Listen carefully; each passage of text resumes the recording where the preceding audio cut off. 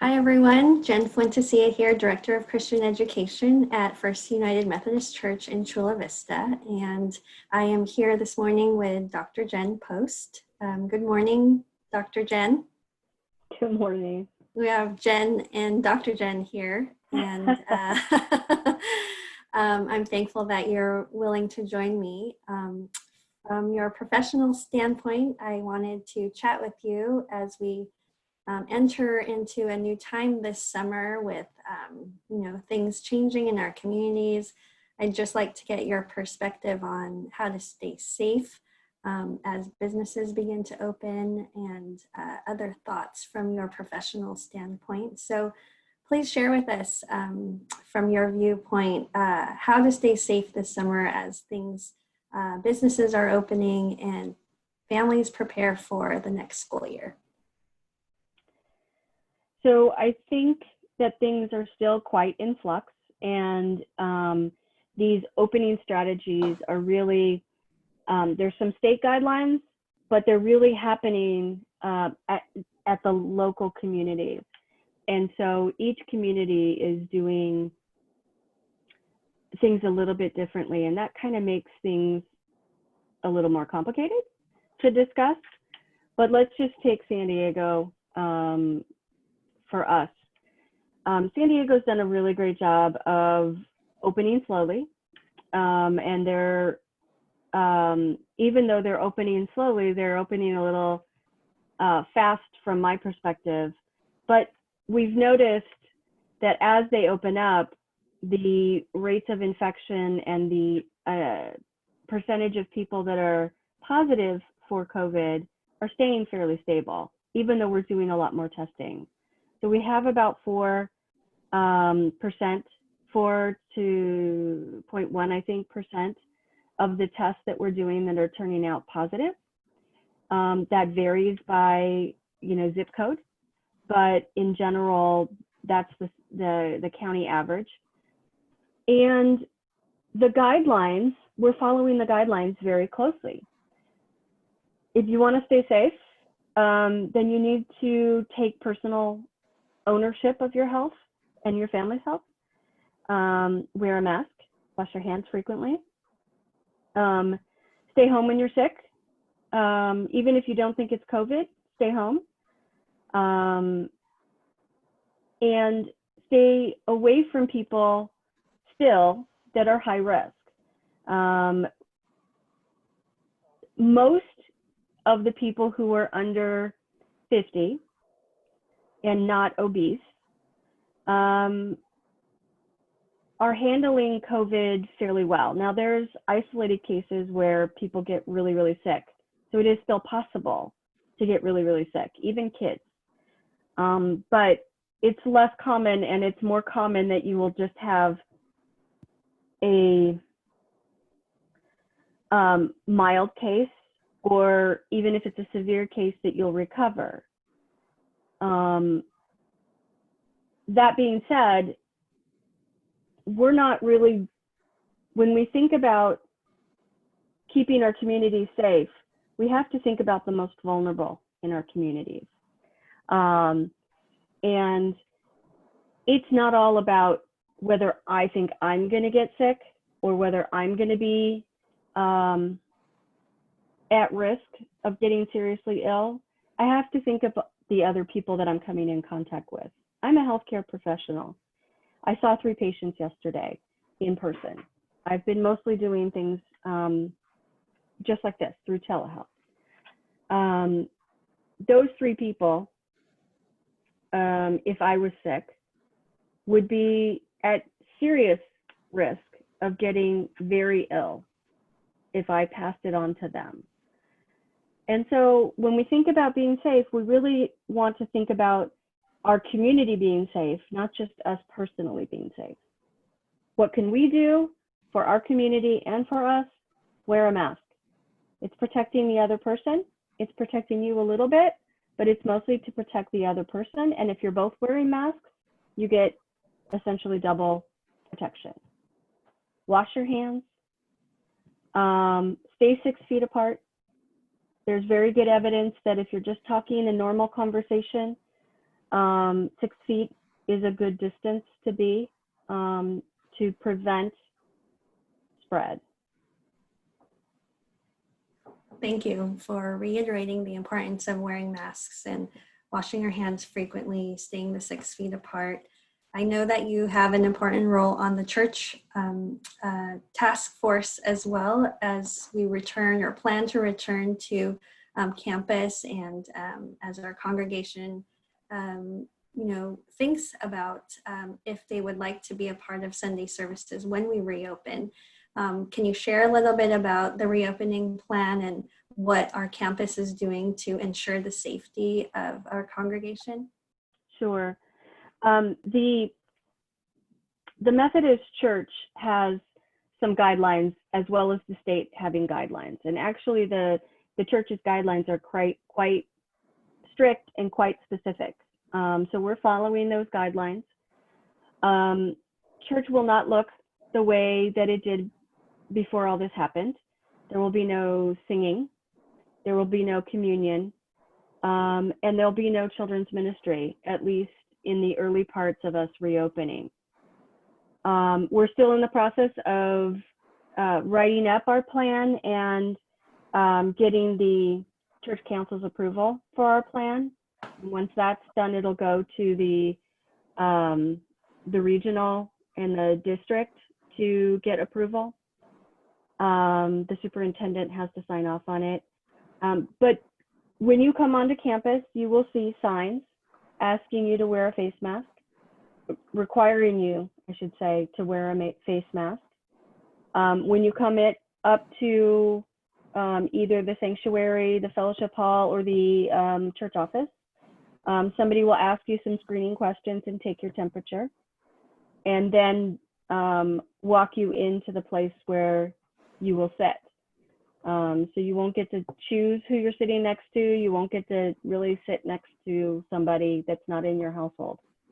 So we're maintaining social distance in the sanctuary, as well as in the office space. And then after church, there will be no refreshments and no gathering in the quad area. All of this is to protect each and every one of us. We've arranged it so that there's going to be control of how people get into and out of the church. And one of the guidelines that the state is requiring is that we keep a list of everyone that attends church. So we're going to ask you to either sign up for church, because we'll be limited to 100 people at each service, and there's going to be 2 services rather than 3. And if you don't sign up beforehand, we're going to ask you to make sure you use those QR The codes. What are the codes, and log that you're here, and log that your family members are here, so that we can keep track, because we have to keep those lists for 14 days, so that if somebody does get sick, we know who to contact, and we have an easy way of contacting the people that will need to be screened as well. Not everybody's going to be able to come to church. People who are high risk will not be able to come to church. We're not going to tell them they can't come to church, but they shouldn't come to church, because we're going to be indoors. And indoor gatherings, even socially distanced, have the propensity, there's a risk there that you're taking when you come to church. Outdoor gatherings are much safer. Smaller gatherings are safer than larger gatherings. And there's going to be no singing or reciting the Lord's Prayer, because when you do that, you're projecting your voice, and you're projecting those aerosols further than you would if you're just listening, or, yeah. So it's going to look different, but it's going to be safe, and it's going to be safe for everyone that comes. And that is most important. Absolutely. Yes. Mm-hmm. would you share a little bit about the timeline? I know that we want people to be safe. We want our church and communities to be safe, and for us to protect the health and well-being of those around us as well. There's lots of talks about a vaccine and when this might be available. So although we're taking these extreme measures to make sure that our community stays safe, it doesn't appear that it will be like this forever. We remain hopeful that there will be a day that we can gather and sing and pray together. And so from a professional standpoint, and from what the studies you're reading with colleagues, and research and webinars, and from the professional other experts, are you thinking that this might be a year from now, 18 months from now? What does Dr. Poast feel about the vaccine and the timeline, and how that will work in the months ahead? So I read a really good article not so long ago. Actually, my father-in-law sent it out, and it was from an infectious disease specialist. And this isn't just him, this is really sort of common information. But one of the things that he pointed out is that we have about 5% of the United States that has had or has currently this COVID illness. We don't get to herd immunity until we get 60 to 70% of our community either exposed or vaccinated. And so we've got a long way to go before we reach herd immunity at this point. The most important thing to know is that there's no treatment. There's just supportive care. And if you get really, really sick, only about 50% of the people that end up on a ventilator ever come off the ventilator with this disease. So it's very important to keep that in the back of your head.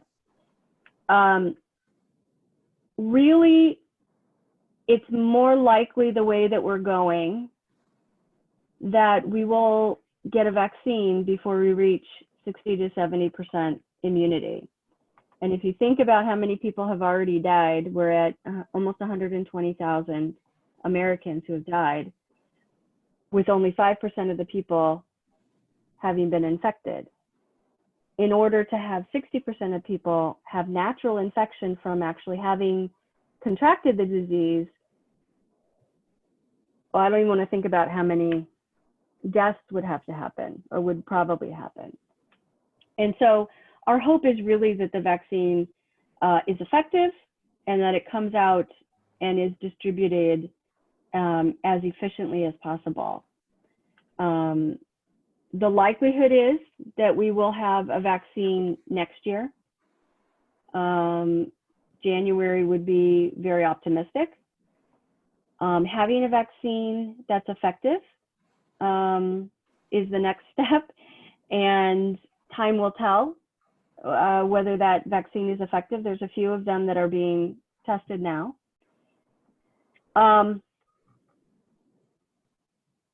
And once we have a vaccine that's effective, then the question is how are we going to distribute it, and how quickly can we distribute that, and how evenly can we distribute that throughout the country? It's going to take a while to make enough doses and to get those doses into people's body in order to reach that 60 to 70% herd immunity.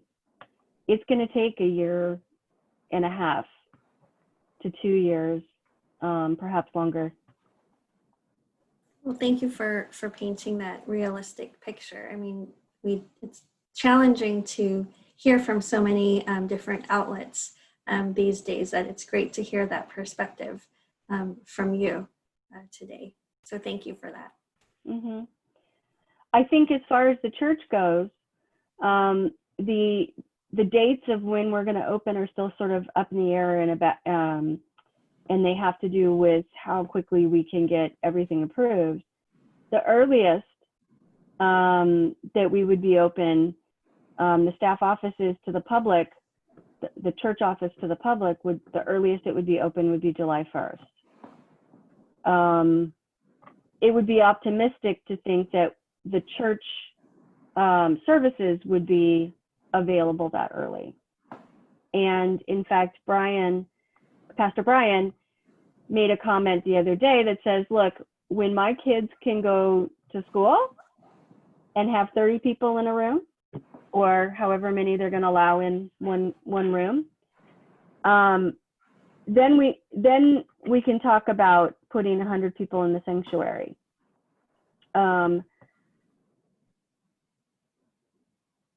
That's not a very popular thing to say, but it's a very safe thing to say.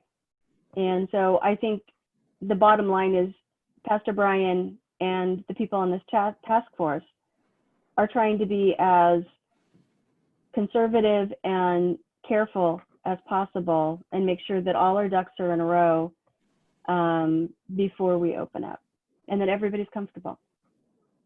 I just want to say thank you to you and, of course, Pastor Brian and the rest of the task force for doing the work necessary. I know it's hard work and it takes a lot of time, and I want to just share and express our thanks for doing your due diligence to keep us safe.